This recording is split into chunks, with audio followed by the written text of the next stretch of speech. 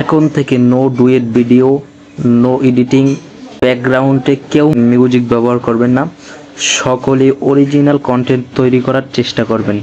কারণ না, আমি আপনাদেরকে বলি, আমি গত 1 বছর ধরে আমি কিন্তু একটা ফেসবুক প্রোফাইলেই কাজ করছি।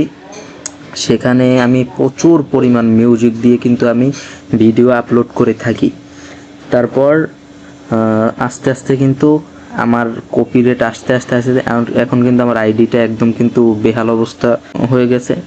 আমি কিন্তু কালকে বিকাল 1 ঘন্টা বসে আমি কিন্তু আর একটা ভিডিও দিতে বলেছি। আমি কিন্তু 1 ঘন্টা বসে সকল ভিডিও ডিলিট করে দিও, আবার নতুন করে নিজের কন্টেন্টগুলো আপনাদের সামনে তোলার চেষ্টা করতেছি। তাই সকলেই দেরি না করে সকল ডুয়েট ভিডিও ডিলিট করে দেন, নাহলে কিন্তু আপনারা কপিরাইট খেয়ে যাবেন এবং কিন্তু আপনাদের পলিসি ইস্যু চলে আসবে।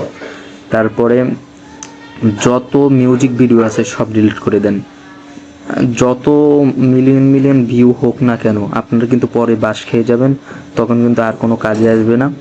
তার জন্য আগে থাকতে কিন্তু আপনারা এইগুলো সাবধান হয়ে যান। আর সকলেই এডিট ছাড়া ভিডিও সবসময় তৈরি করার চেষ্টা করবেন নিজের আসল ফেস দিয়ে, যেন ফেসবুক আপনাকে চিনতে পারে। আর প্রোফাইলে আপনার একটি অরিজিনাল পিক দিয়ে রাখবেন। তারপরে নাম ইংরেজিতে ছোট করে দেওয়ার চেষ্টা করবেন। ধন্যবাদ।